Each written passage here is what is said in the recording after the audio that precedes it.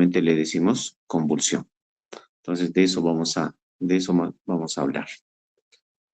Ok, entonces, a ver, vamos a comenzar definiendo qué es una crisis epiléptica o un ataque epiléptico. Entonces, fíjense acá, crisis epiléptica o ataque epiléptico. Esta es una definición, digamos, antigua, clásica. Dice que la crisis epiléptica o ataque epiléptico es una descarga eléctrica de un grupo de neuronas, pero que se manifiesta como una alteración de la función motora, por lo general. También puede ser sensorial, cognitiva o de otras funciones. ¿Ok? Entonces, es una descarga eléctrica de un grupo de neuronas que va a tener una manifestación. Entonces, a esta crisis epiléptica o ataque epiléptico, habitualmente solemos llamarle convulsión, ¿no? Convulsión. Pero estrictamente las crisis epilépticas pueden ser convulsivas, donde hay movimientos, pérdida de conciencia, ¿no es cierto? Pero, por ejemplo, en los pacientes críticos que están en ventilación mecánica, que están con sedación, con analgesia, a veces incluso paralizados, pues vamos a tener crisis epilépticas no convulsivas que solamente pueden ser, ¿no es cierto? Digamos, evidenciados por un electroencefalograma. ¿Se nota lo que estamos escribiendo en la pantalla? Sí, doctor. Sí, se ¿Sí? ve. Allá, qué chévere. Ya, está bien. Entonces, las crisis epilépticas pueden ser convulsivas, ¿no es cierto? Que son las más frecuentes, ¿no es cierto? Las que vamos a ver. Imagínense un niño que ha sido atropellado y tiene un traumatismo cráneoencefálico y de pronto comienza con, entre comillas, con convulsiones. Esa es una crisis epiléptica convulsiva, como la que vemos acá, ¿cierto? Y estas no convulsivas son las que vamos a ver en pacientes críticos, ¿ok? Que están en estado crítico, como por ejemplo los pacientes que están en UCI, ¿sí? Muy bien. Entonces, habíamos visto por ahí una clasificación, una definición de crisis convulsiva o este, crisis epiléptica, ¿no es cierto? Clásica. Y esta es una definición del ILAE. ¿Qué es el ILAE? El ILAE es la Liga Internacional de Lucha contra la Epilepsia. En el 2017, ¿cómo define la crisis convulsiva? Fíjense, dice episodio único o múltiple. O sea, yo podría tener una crisis convulsiva una vez en la vida o un montón de veces, ¿no es cierto? Entonces puede ser un episodio único o múltiple. Otra característica de la crisis convulsiva es que está autolimitado en tiempo. ¿Qué quiere decir eso? Que una crisis convulsiva pues tiene un inicio y tiene un final, ¿sí? Tiene un inicio y tiene un final. O sea, no vamos a tener una crisis convulsiva así perenne. Pueden ser prolongadas, cierto, pero no todo el tiempo, ¿ya? Entonces, autolimitado en el tiempo. En algún momento va a parar. Que se produce por una descarga neuronal cortical anormal y que produce manifestaciones clínicas diversas. Finalmente, en esta definición del ILAE, la Liga Internacional contra la Epilepsia, pues dice que la fisiopatogenia de esta crisis convulsiva o epiléptica puede ser precisamente epiléptica, o sea, como parte de una epilepsia, o puede ser no epiléptica, ¿sí? Cuando se asocia con otras cosas. Digamos, tienen un niño epiléptico que toma sus anticonvulsivantes, ¿no es cierto? Puede presentar una crisis convulsiva, sí, pues. Pero hay otros que no son epilépticos, por ejemplo, una hiponatremia, ¿sí? Una hiponatremia, una hipoglicemia, ¿sí? Ese es no epiléptico. O un niño que tiene, pues, que se llama un traumatismo, un TEC, un traumatismo cráneoencefálico. Esa sería no epiléptica. Entonces, todos entran en esta definición de crisis convulsiva. ¿Ok?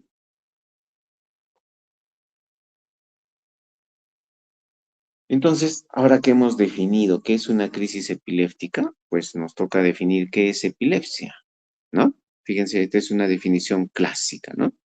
Dice que la epilepsia son 2 o más ataques, o sea, ya no es uno solo, sino es uno que se repite. O sea, entonces dice que son 2 o más ataques epilépticos o crisis epilépticas ocurridos en días diferentes, ojo, ocurridos en días diferentes, en no más de un año, sin una causa extracerebral detectable. O sea, no hay una causa extracerebral. O sea, acá estamos atribuyendo de que el problema es en sistema nervioso central.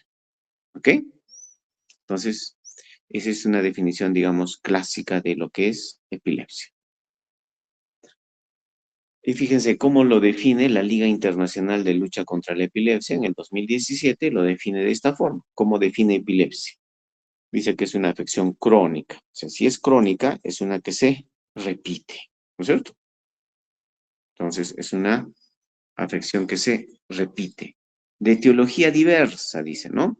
Caracterizada por crisis epilépticas recurrentes, ¿sí? Y autolimitadas en el tiempo. Nuevamente dice, autolimitadas en el tiempo. O sea, en algún momento van a parar. Debido a descargas neuronales corticales. Esto, por descargas neuronales corticales excesivas que se asocian a diferentes manifestaciones clínicas. Entonces, la epilepsia es la repetición de las crisis epilépticas, ¿no es cierto? Autolimitadas en el tiempo y que se debe a descargas neuronales corticales excesivas. Entonces, esa es la definición del ILAE del 2017. ¿Ok? Acá hemos puesto algunos cambios del ILAE del 2017 que no los vamos a ver, pero básicamente van, ¿no es cierto?, a una clasificación un poquito más, más actual, digamos, de las crisis, ¿no? Las de inicio focal, las de inicio generalizado, las de inicio desconocido. En eso no vamos a entrar. Vamos a centrarnos ahora sí en lo que son las crisis epilépticas. La crisis epiléptica, digamos, que tomamos como ejemplo habitualmente en pediatría son las crisis así, tónico, clónicas, generalizadas. ¿Ok? Esas son las que tomamos como ejemplo cuando hablamos en pediatría de las crisis epilépticas. ¿No es cierto? Ustedes habrán visto a una persona que está, pues, no sé, haciendo una cola, digamos, y de pronto, por algún motivo, se pone duro, rígido, hace esta fase tónica, luego hace una fase clónica donde se producen las sacudidas, los movimientos, y luego queda en una fase de relajación o lo que conocemos también como periodo postictal.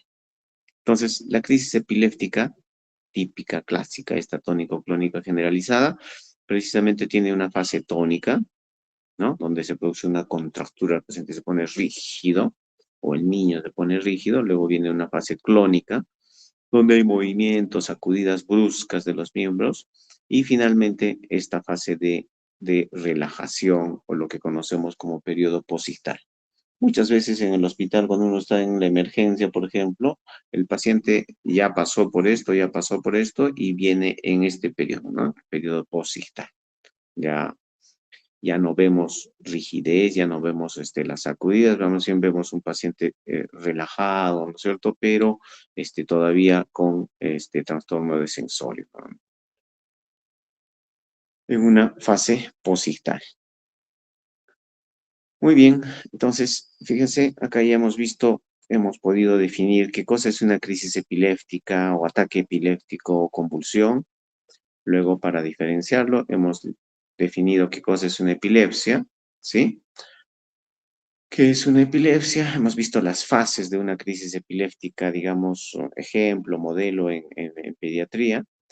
Y ahora vamos a hablar del estado epiléptico o estatus convulsivo o estado convulsivo, que es, vamos a ver acá, ¿no es cierto? Algunas definiciones, esto es de los años 90, por ejemplo, cómo se definía el estado epiléptico como una convulsión, ¿no es cierto?, que dura más de 30 minutos, o convulsiones repetidas, ¿no es cierto?, una tras otra, sin recuperación de la conciencia por más de 30 minutos. Entonces, como que estos 30 minutos ya han ido quedando, ¿no es cierto?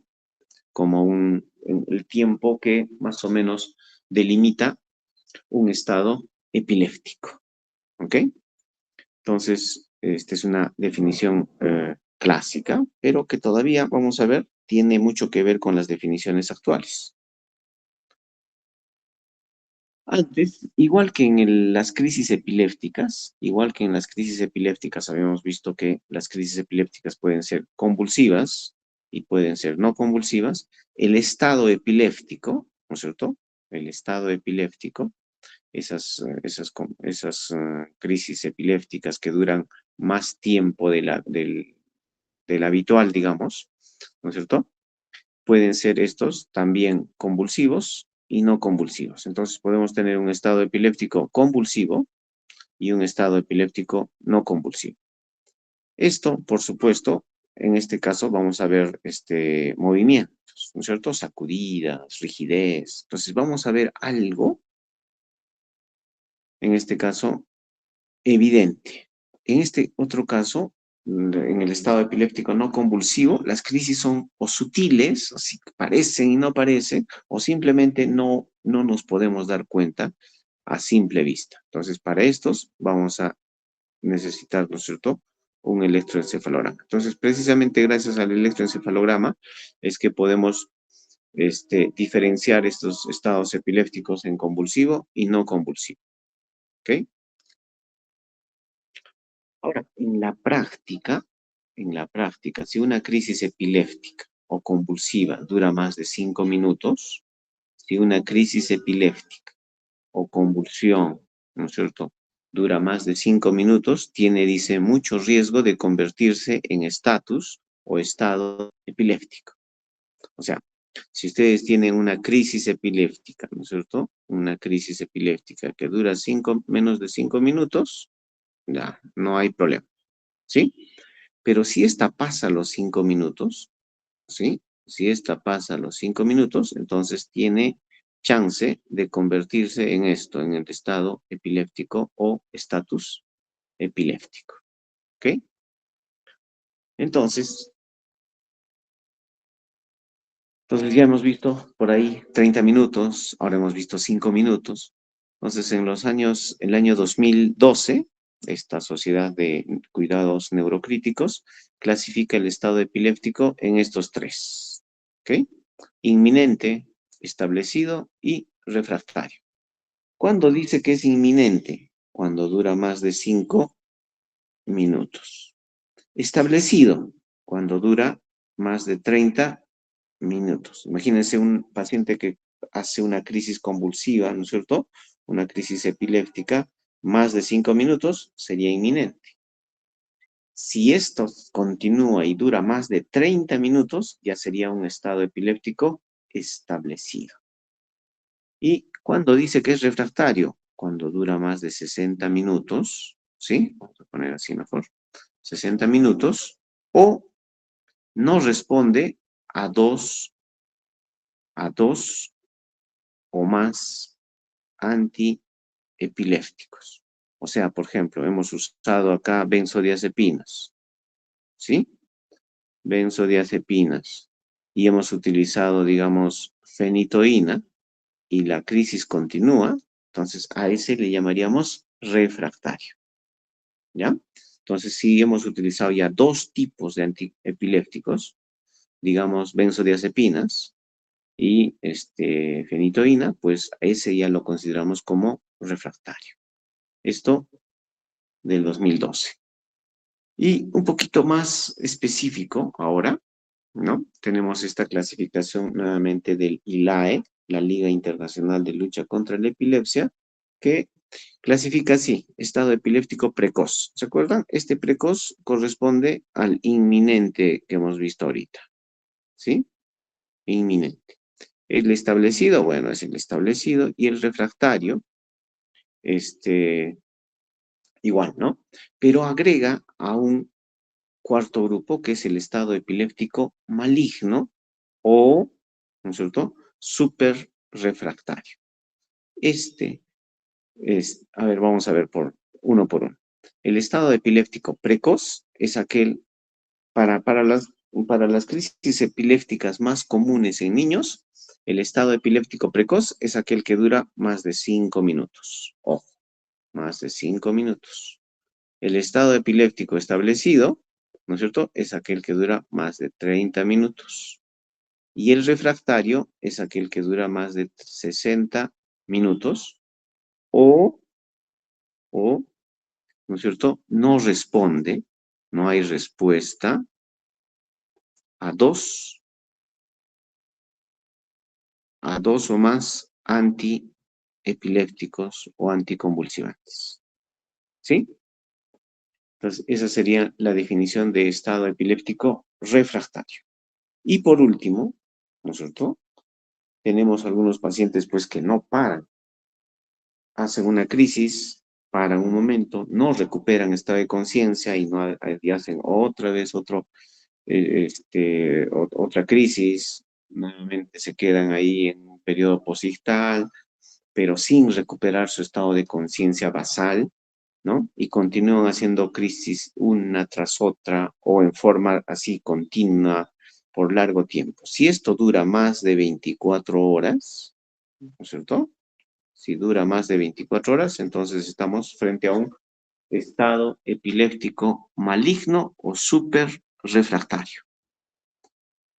Y ahora último, tenemos en especial los pacientes con encefalitis autoinmune.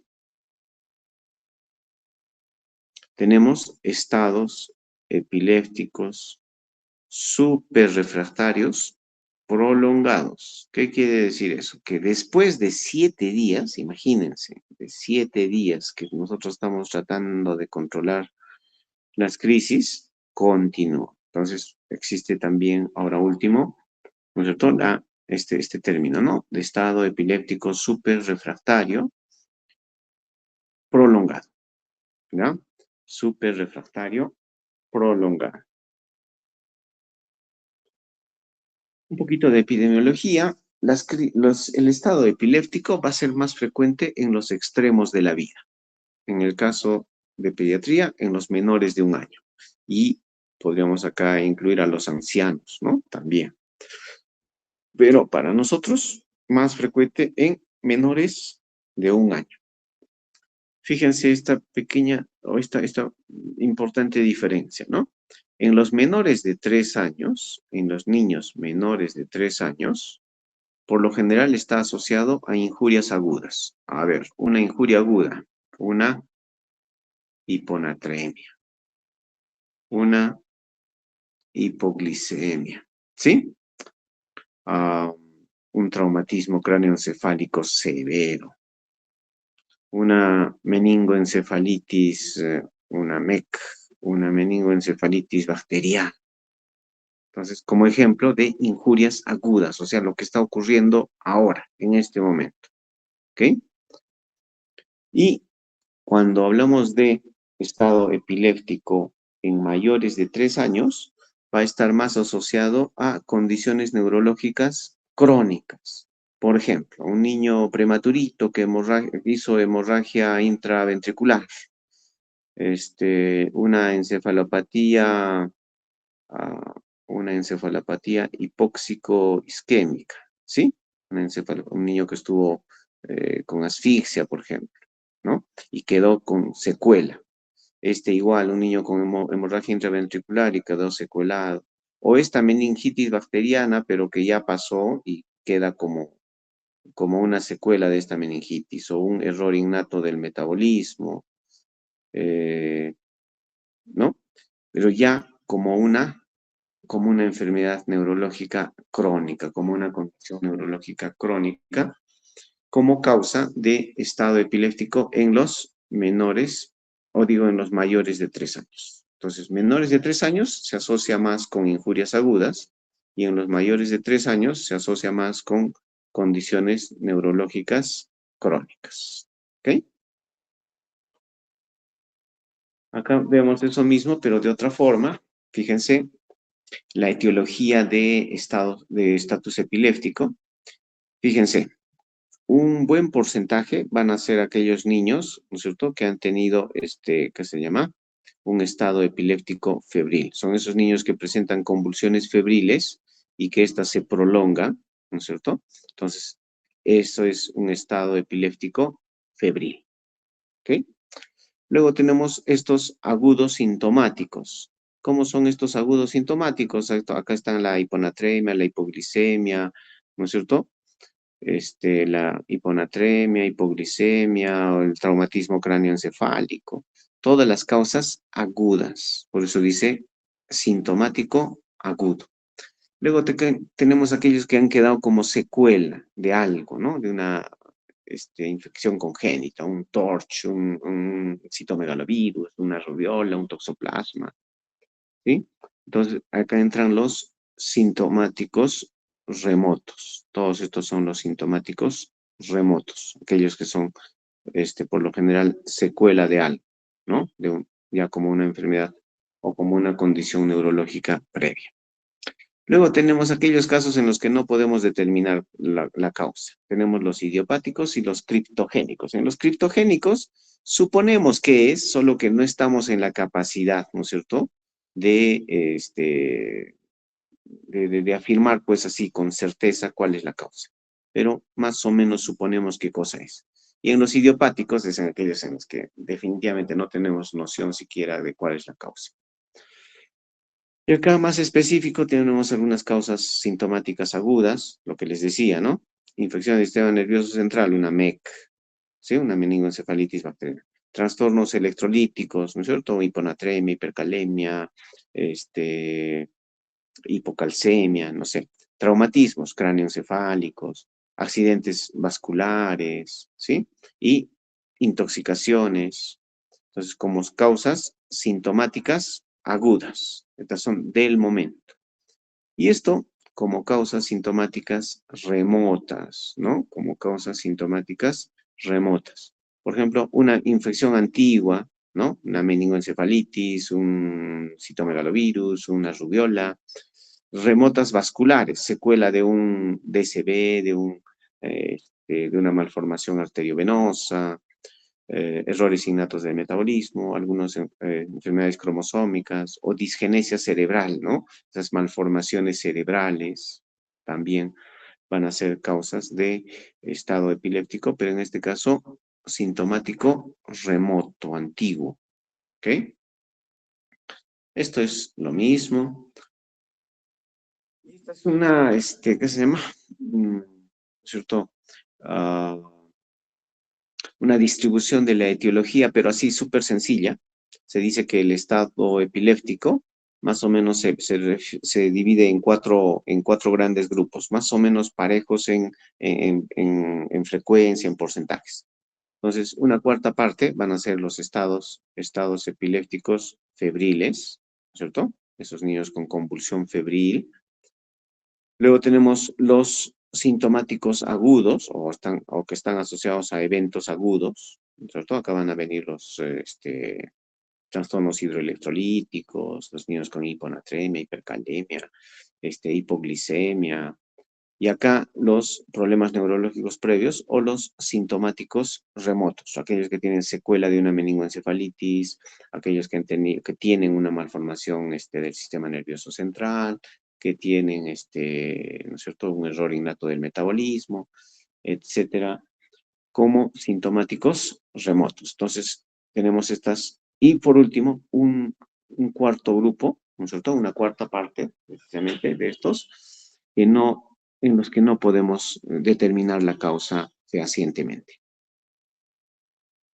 Y acá tenemos la etiología por edades. En el caso de los neonatos, tenemos encefalopatía hipóxico-isquémica. Estos son los niños que han estado asfixiados, ¿no es cierto? Infección, una meningitis, ¿sí? En neonatos. Los errores innatos del metabolismo son aquellos niños que, por ejemplo, no pueden degradar una molécula en el organismo y esa molécula comienza a acumularse en el cerebro o en otros órganos. A eso corresponden los errores innatos del metabolismo.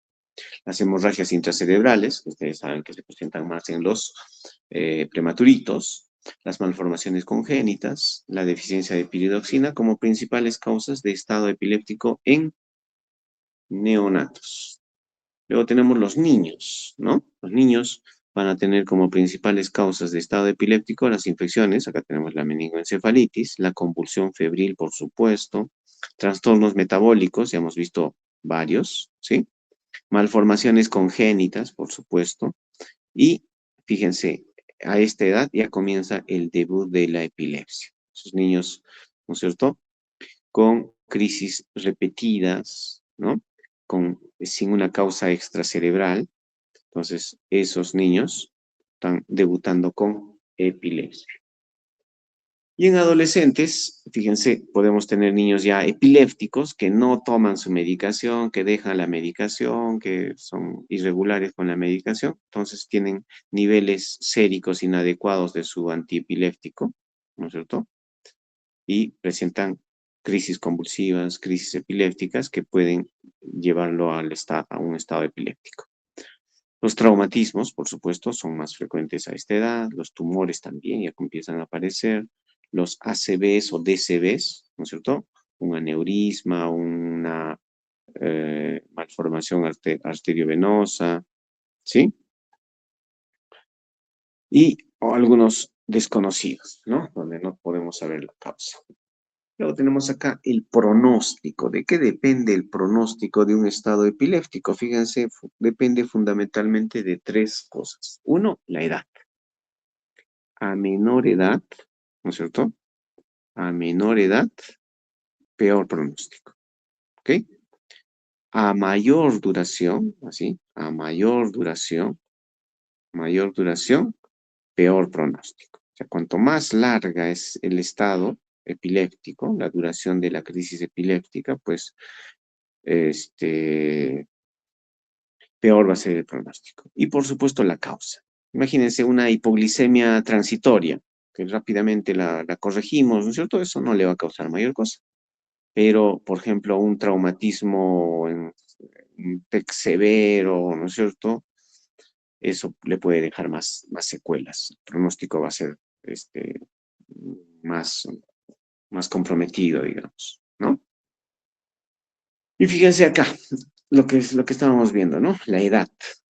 Fíjense, a menor edad, acá están los menores de 1 año, pueden tener secuelas con mayor frecuencia. Entonces, si ustedes ven acá, por ejemplo, estos van a tener, digamos, estos menores de 3 años, secuelas, según esta serie, hasta un 30%. Acá, los de 1 a 3 años, secuelas, lo que está en moradito, 10%. Y los mayores de 3 años, mucho menos, ¿no? Digamos un 5%. Entonces, a menor edad de presentación del estado epiléptico, va a ser mayor la cantidad o la frecuencia de secuelas. ¿Y qué secuelas? Básicamente trastorno cognitivo, niños que van a tener problemas en la etapa escolar, ¿no es cierto? O antes incluso, retardo mental, desórdenes de conducta, déficits focales, ¿no? Imagínense parálisis de alguna zona, o que tengan trastornos de lenguaje, ¿no? Dependiendo de la zona que se haya lesionado en el estado epiléptico, ¿no? Y finalmente va a haber más chance, por supuesto, de que estos niños hagan epilepsia. Entonces, esto como las principales secuelas neurológicas de un estado epiléptico. Por acá tenemos ya también el riesgo de recurrencia. Habíamos visto de que hay dos grandes grupos, ¿no es cierto?, de la etiología del estado epiléptico, aquellos que ya tienen una normalidad neurológica previa, o sea, los sintomáticos remotos, digamos, y acá tenemos, ¿no es cierto?, los que no tienen una anormalidad neurológica previa. Estos serían los sintomáticos agudos, ¿sí? Entonces, ¿quiénes van a tener más chance de recurrencia? Por supuesto, aquellos que ya tenían alguna anormalidad neurológica, ¿no? aquellos que tienen una malformación en el sistema nervioso central, que tienen un error innato del metabolismo, que han tenido o tienen secuelas de una meningoencefalitis, de un traumatismo cráneoencefálico severo, y etcétera. Entonces, en estos, fíjense, la recurrencia va a ser hasta del 50%, sí, muy, muy alta, 50%. En cambio, en los que no tienen anormalidades neurológicas previas, solamente del 3%. Y esto en general. En cuanto a la mortalidad, esta ha disminuido, ¿no es cierto?, a partir del uso de nuevos antiepilépticos. Fíjense, antes de los años 60 teníamos muy pocos medicamentos a disposición y entonces la mortalidad del estatus epiléptico era del 50%. O sea, de dos estados epilépticos, uno sobrevivía y otro fallecía. Hoy por hoy, ¿no es cierto?, la mortalidad es bastante baja, probablemente incluso menos de lo que vemos acá, ¿ya? Pero eso gracias a los medicamentos, al manejo que podemos hacer actualmente. Ahora, en buena parte de la charla hemos hablado de los 30 minutos, fíjense acá, 30 minutos. Y eso también está relacionado con la posibilidad de complicaciones. Entonces, ¿por qué definimos un estado epiléptico establecido como aquel que dura más de 30 minutos? ¿Por qué? Porque antes de los 30 minutos, en este periodo, ¿ya? Antes de los 30 minutos se activan diferentes mecanismos compensatorios para evitar daño al sistema nervioso central, fundamentalmente, o incluso otros órganos, ¿ya? Pero después de esos 30 minutos, si el estado epiléptico continúa, ¿no es cierto?, pues ya se presentan complicaciones. Muchos de estos mecanismos que se activan inicialmente ya son sobrepasados y comenzamos a tener complicaciones. ¿Qué complicaciones? Hipotensión, hipoxemia, aumento de la presión intracraneana, acidosis, fiebre, arritmias, insuficiencia renal, sangrado a nivel del sistema nervioso central, isquemia. Fíjense, todas estas complicaciones van a presentarse cuando las crisis epilépticas o el estado epiléptico, pues ya se establece y dura más de 30 minutos. ¿Ok?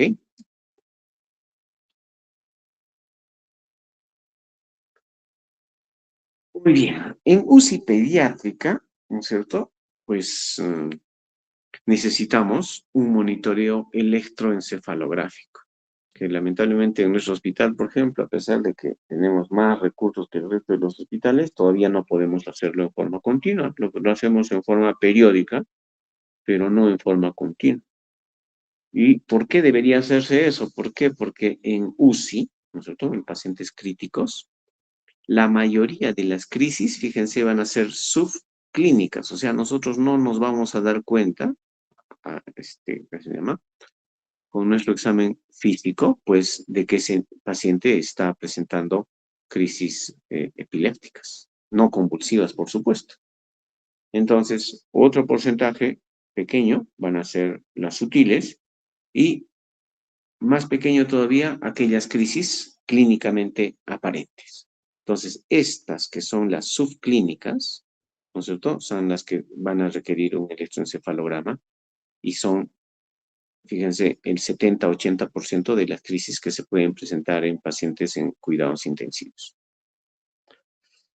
En cuanto al manejo, fíjense, el manejo del estado epiléptico, hay que estabilizar al paciente, le ponemos una vía, le ponemos oxígeno. Imagínense, ustedes están de guardia en emergencia, llega un niño, ¿no es cierto?, y nos dice, está convulsionando, o bueno, ha convulsionado y está en periodo posictal. Entonces, ¿qué tenemos que hacer? ¿Ya? Primero, estabilizar al paciente, ¿no? Ponerle una vía, ponerle oxígeno, corregir trastornos metabólicos o hidroelectrolíticos. Acá, fíjense, tratar lo que sea tratable. Primero, detener la convulsión, si todavía está convulsionando. Dos, prevenir las recurrencias, o sea, que se presente nuevamente. Tres, prevenir o corregir complicaciones sistémicas. Ustedes han visto ya qué complicaciones se pueden presentar, ¿no es cierto? Y finalmente, evaluar y tratar las causas posibles. ¿Ok? Uy, ¿qué pasó? Ya. Ahora, ese manejo en el tiempo, ¿cómo lo vamos a manejar? ¿No? En el tiempo. En los primeros 5 minutos, fíjense, no hay medicamentos, ¿ah? Acá no hay medicación, no le aplicamos medicamentos. En los primeros 5 minutos, ¿ya? Primero hay que estabilizar al paciente, ¿no? Lo monitoreamos, ¿no es cierto? Le pondremos unos electrodos, ¿no? Idealmente, le ponemos oxígeno. Recién comenzamos con la evaluación, una evaluación así rapidísima. Conseguimos un acceso venoso y si nos alcanza el tiempo en estos 5 minutos o si hay el personal suficiente, le hacemos un hemoglucotés. ¿Por qué? Porque una de las causas, ¿no es cierto?, puede ser pues una hipoglicemia. Hiperglicemia, más raro, pero puede ser una hipoglicemia, ¿no? Entonces, fíjense, en los primeros 5 minutos vamos a estabilizar, vamos a conseguir, vamos a ponerle oxígeno, vamos a tener una vía endovenosa y podemos hacerle un hemoglucotés. Aquí no hemos aplicado ningún medicamento, ¿no es cierto? Ningún medicamento.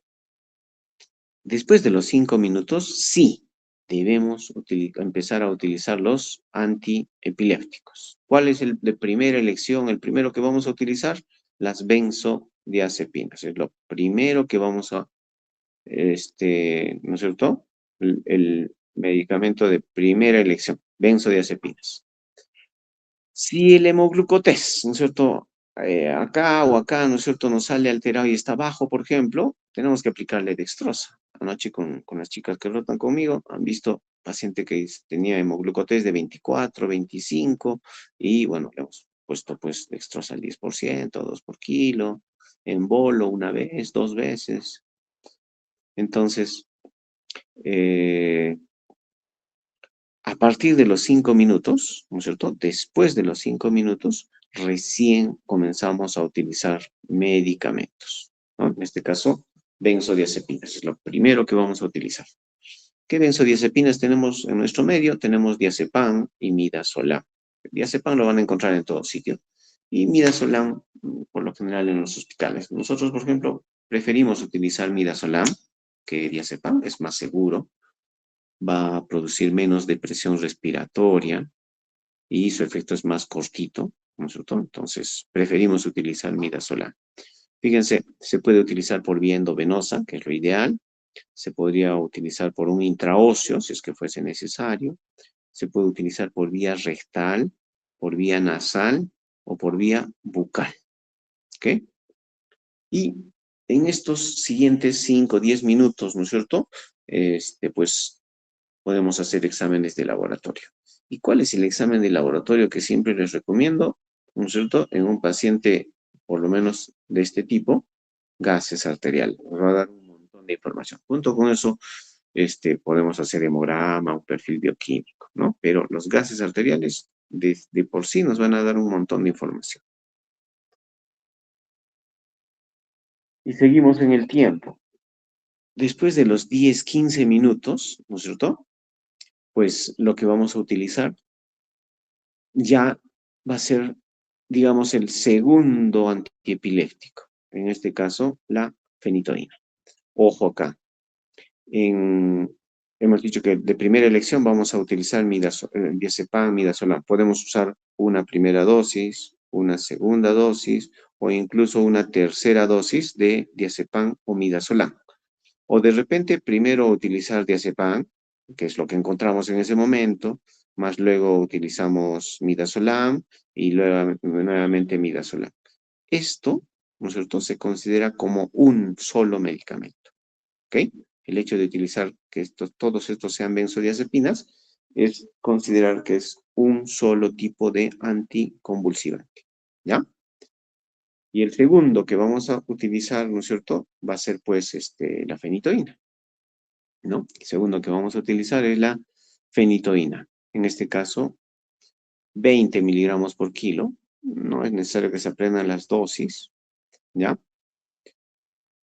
Y en otros lugares tienen otros medicamentos, no usan fenitoína, o pueden usar ácido valproico, pueden usar levetiracetam, o pueden usar una cosa que está relacionada a la fenitoína que se llama FOS, fenitoína, ¿ya?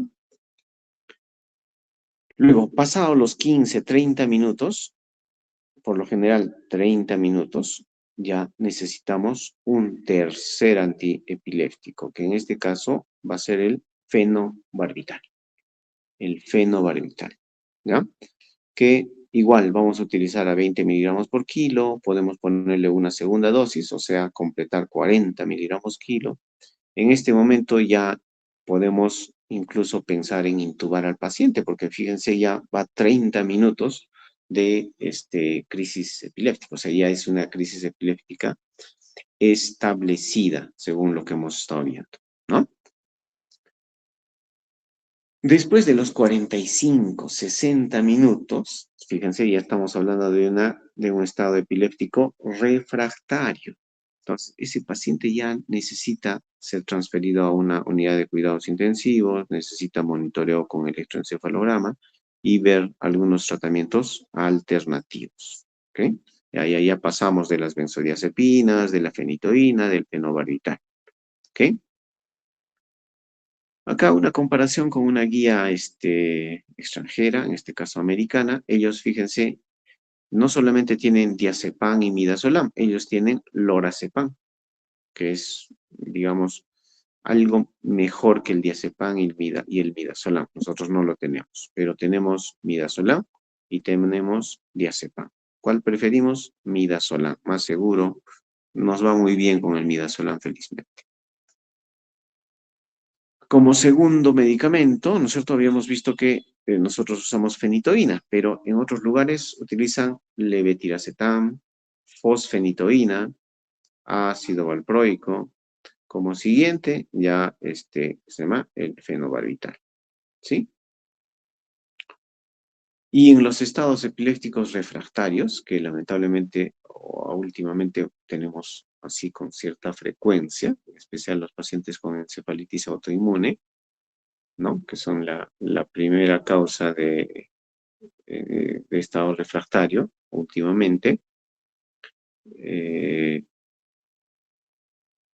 Vamos a utilizar infusiones continuas, o sea, todo el tiempo, las 24 horas, fíjense, una infusión continua de midazolam, de ketamina o de otros medicamentos. ¿Ok? Muy bien, creo que ya terminamos con eso.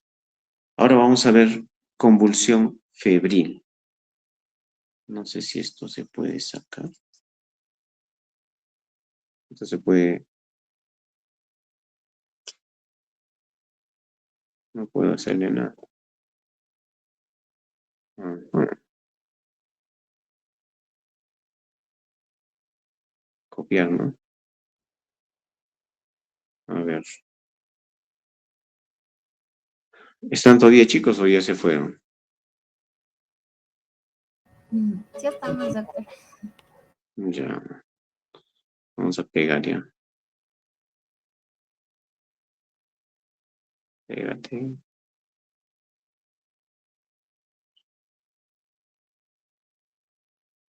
¿Qué pasó? No sé qué he hecho.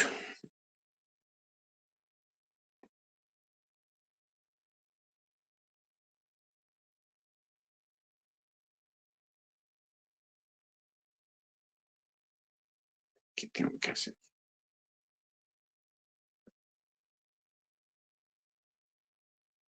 Ya. A ver.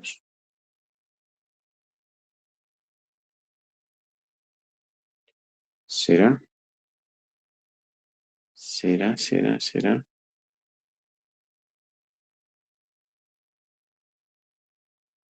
Pegar. No sale. No sé qué he hecho.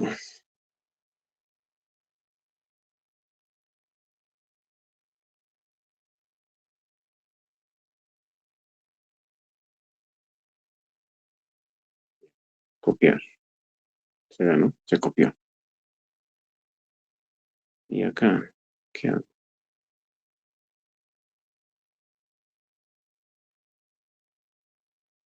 Pegar. Pegar informar. ¿Por qué no sale?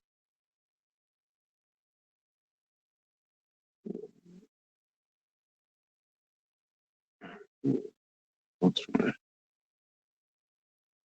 Pegar. Bueno, no sé qué pasó.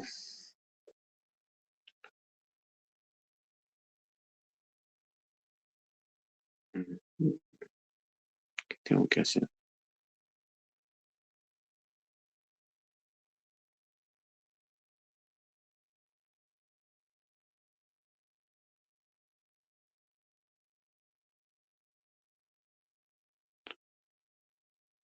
Bueno, quería mostrarles un videito de convulsiones febriles, pero no sé.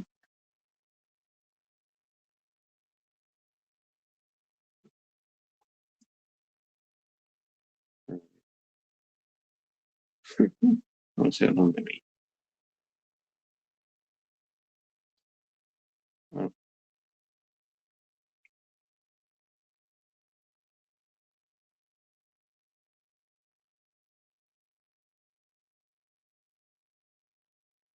A ver, convulsiones febriles.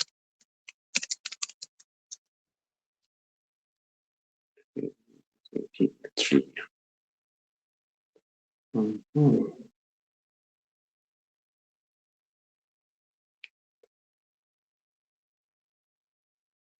No lo puedo copiar. ¿Han visto convulsiones febriles, chicos? En emergencia. Doctor, disculpe, yo ya copié el link. Si desea, puedo presentar mi pantalla. A ver, por favor. Yo dejo de